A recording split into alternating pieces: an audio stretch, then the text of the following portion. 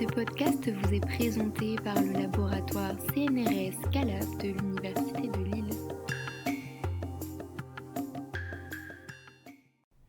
Bienvenue dans le Scalaboscope, le podcast du laboratoire Scalab à l'Université de Lille. Aujourd'hui, nous recevons Mathieu Pignon.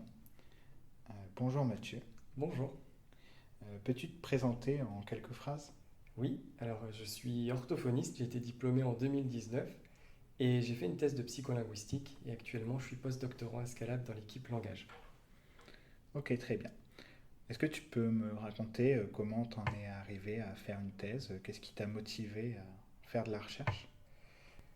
En fait, la formation d'orthophonie, elle a évolué en 2013, elle est passée à un format universitaire. Avant c'était 4 ans et ce n'était pas un format universitaire, licence, master, doctorat. Et en 2013, on a eu la possibilité d'obtenir à la fin des études un grade master qui nous a permis en fait de faire le pont après avec un doctorat. Il n'y avait pas encore de discipline de rééducation et réadaptation comme aujourd'hui ou de possibilité de faire une thèse en orthophonie, mais en tout cas on avait le grade qui nous permettait de faire une thèse dans une discipline à laquelle s'adosse l'orthophonie. Donc ça pouvait être en sciences du langage, ça peut être en psychologie. Donc moi j'ai fait une thèse du coup en psychologie cognitive. Et tout au long de la formation, on a été énormément sensibilisé à l'evidence-based practice, qui est le fait d'appuyer nos pratiques sur des preuves. Et comme l'orthophonie, c'est une profession qui est jeune, je ressentais vraiment le besoin d'avoir cette double casquette, à la fois de faire de la clinique pour aider les gens, mais aussi de faire évoluer mon métier pour aller vers des pratiques mieux validées, plus efficaces. Ok, très bien. Et est-ce que tu fais encore de la clinique aujourd'hui ? Je fais plus de clinique, j'ai exercé qu'un an en cabinet libéral et après j'ai fait ma thèse. Et en fait, depuis ma thèse, je travaille à plein temps dans la recherche. Et ça te plaît ? Beaucoup. Maintenant, je vais passer au titre de ta thèse, qui est les prédicteurs de l'acquisition du décodage chez les enfants allophones nouvellement arrivés. Un focus sur l'apprentissage de paires associées visio-verbales. Est-ce que tu peux un peu nous expliquer Oui, alors du coup, tu as plusieurs concepts dans ce titre. Tu as le concept de décodage qui est vraiment central dans la thèse. Le décodage, en fait, c'est une partie des compétences en lecture. C'est juste le fait d'apprendre. Donc, quand on parle d'acquisition du décodage, en fait, c'est le fait d'apprendre à associer des lettres à des sons et du coup, d'apprendre à décoder des mots écrits. Ensuite, tu as la notion de prédicteur. Ce qu'on appelle prédicteur dans ce contexte, en fait, c'est toutes les compétences qui vont te permettre d'acquérir le décodage. Par exemple, une des compétences centrales, c'est ce qu'on appelle la conscience phonologique, qui est le fait de comprendre que les mots sont composés de sons. Parce que si tu as compris ça et que tu sais manipuler les sons dans les mots, eh ben, tu sais après associer des lettres à des sons et comprendre en fait qu'en fusionnant des lettres entre elles, tu peux créer des mots. Donc on a travaillé sur ces compétences, les compétences qui prédisent les capacités de décodage chez des enfants allophones nouvellement arrivés. Donc les enfants allophones nouvellement arrivés, c'est des enfants qui ne parlent pas, qui viennent d'arriver sur le territoire. Donc en fait, c'est des enfants qui sont arrivés il y a moins de 2 ans sur le territoire français et qui n'avaient pas pour langue maternelle le français. Donc qui apprennent en fait, qui ont la grande problématique en fait, d'apprendre à lire et parler en même temps en français. Et enfin, il y a ce focus sur l'apprentissage de paires associées visio-verbales. En fait, c'est une des compétences qui prédit la réussite en lecture. Mais il y a beaucoup moins de littérature dessus. Et donc, l'intérêt de la thèse, c'était aussi d'aller tester des nouvelles choses sur ce prédicteur-là. Et ensuite, de voir comment il prédit la lecture chez les enfants allophones. Puis de développer des petites choses autour. quelles étaient tes approches méthodologiques au sein de ta thèse ? Du coup, la première chose que j'ai faite, c'est une revue systématique de littérature.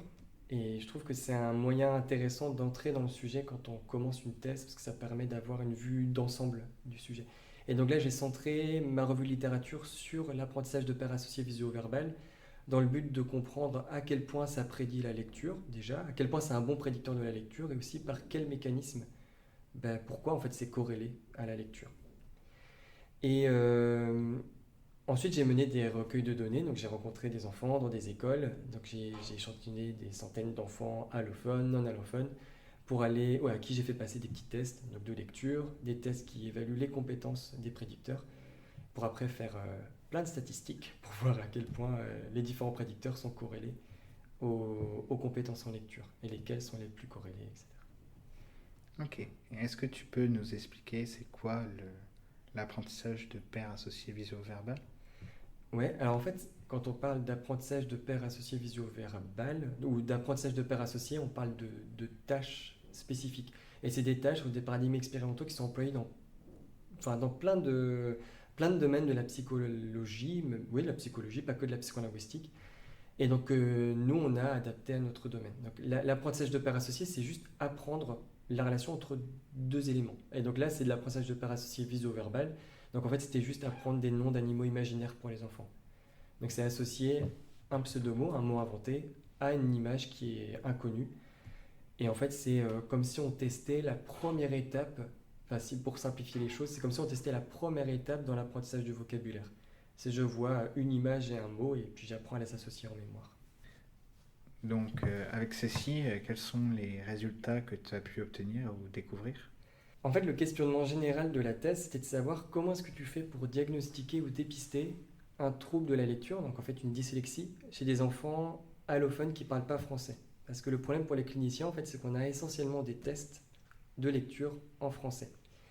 Donc pour l'aspect diagnostic, on s'est demandé, est-ce que si on fait passer un test de lecture classique à un enfant allophone, est-ce qu'en moyenne les enfants allophones ont les mêmes scores que des enfants francophones? Parce que si ce n'est pas le cas, en fait ça veut dire qu'on ne peut pas utiliser les mêmes normes. Et en l'occurrence, ce qu'on a observé, c'est que les enfants allophones, pour tout un tas de raisons, en fait, ils ont des scores en moyenne inférieurs aux enfants francophones. Donc ça veut dire que si tu utilises un test francophone pour diagnostiquer une dyslexie avec un allophone, tu risques en fait de surdiagnostiquer une dyslexie, surdiagnostiquer des troubles chez un enfant qui n'en a pas vraiment. Donc c'est vraiment problématique. Deuxième chose, c'est dépister des troubles. Donc on dit dépister, c'est dépister précocement, avant que le trouble survienne. Parce que le diagnostic, en fait, pour poser un diagnostic de dyslexie, il faut que l'enfant ait déjà plusieurs mois, voire plusieurs années d'apprentissage de la lecture pour déterminer qu'en fait, il a des difficultés par rapport à d'autres enfants. Et donc c'est là que les prédicteurs interviennent. Donc on a regardé, est-ce que les prédicteurs de la lecture chez les francophones prédisent aussi bien la lecture chez les allophones? Et donc ça, c'est coché parce qu'en fait, c'est bon, c'est les mêmes compétences en fait, qui sont impliquées dans l'apprentissage de la lecture, que tu sois francophone ou allophone. Ce qui finalement est plutôt logique, heureusement. La deuxième chose, c'était de voir, ok, ça corrèle bien, les prédicteurs corrèlent bien l'apprentissage de la lecture, mais est-ce que les performances des enfants allophones, en général, sont similaires à celles des enfants francophones? Parce qu'on va se poser exactement la même question que pour les scores en lecture. S'ils ont des performances différentes, qu'ils soient meilleurs ou moins bons, ça veut dire qu'on ne peut pas utiliser les mêmes tests. Et donc là, on a observé par contre en fait, qu'il y avait un certain nombre de prédicteurs, de tests de ces prédicteurs, en fait, où les enfants allophones sont un peu moins bons. Donc ça pose les mêmes soucis que pour le diagnostic, c'est-à-dire si on utilise ces tests-là, tels quels, on risque de surdépister des troubles chez les enfants allophones. Et après, il y avait le dernier volet, donc là, c'est le focus sur l'apprentissage de paires associées visio-verbales. Ce volet-là, en fait, c'était un volet un peu plus théorique que j'ai introduit dans la thèse, déjà parce qu'il a un intérêt pour les allophones, mais aussi c'était un backup, comme les allophones, en fait, c'est des enfants c'est une population qui est difficile à recruter. Ça me permettait d'avoir tout un autre axe de recherche avec des populations moins compliquées à recruter. Et j'ai fait aussi une revue systématique sur le sujet. Voilà. Donc en fait, c'était une garantie pour moi d'avoir de la matière dans ma thèse. Et ce qu'on a vu, c'est que donc, cette compétence-là d'apprentissage de paires associées, quand les enfants, c'est un bon prédicteur de l'apprentissage de la lecture en français. Et donc en fait, on l'a utilisé aussi comme outil parmi les prédicteurs pour les allophones. Voilà. Ok, très bien. Et peux-tu maintenant nous dire quelles sont les perspectives, les ouvertures possibles pour la suite? Là, en te présentant les choses, j'essaie de tourner les choses de manière à ce qu'on voit justement ces perspectives. Là, on a vu que les outils psychométriques sur le marché, les outils qu'on utilise en clinique en tant qu'orthophoniste ne sont pas du tout adaptés à la population allophone. Et on a vu aussi pourquoi, et on a posé les bases en fait, de comment est-ce qu'on pourrait faire pour améliorer ces outils. Donc la perspective, et ce que j'aimerais bien faire à l'avenir, c'est justement maintenant créer des tests qui soient adaptés aux enfants allophones pour qu'on puisse à la fois dépister précocement les enfants à risque. Parce qu'en fait, il faut savoir que les enfants allophones, du coup, je rajoute ça, je me permets de rajouter ça, mais c'est double peine pour eux, parce qu'ils vont avoir un retard académique lié à leur arrivée tardive en France, mais lié aussi au fait qu'ils doivent apprendre à parler français. Mais pour les enfants qui ont un trouble, en fait, il y aura en plus un retard dans le diagnostic qui va se surajouter parce qu'on n'est pas capable aujourd'hui de dépister précocement les troubles. Donc voilà, donc mon rêve, en fait, ce serait de créer des tests adaptés à cette population pour dépister et diagnostiquer des troubles chez les enfants allophones. Merci Mathieu pour cette intervention et ce sujet fort intéressant. Merci. Et je vous dis à la prochaine pour le prochain épisode du Scalaboscope.